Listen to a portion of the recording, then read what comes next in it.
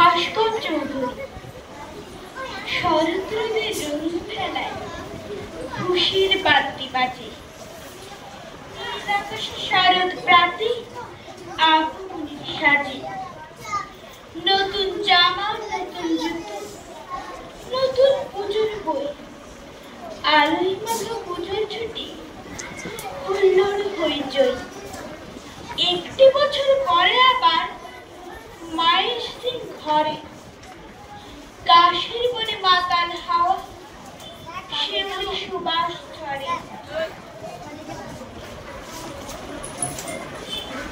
তোমার কাছে চাইছি মাগো, জ্বালাও মনের আলো, ঘুচিয়ে দিও সকল আঁধার, ঘুচাও মনের কালো।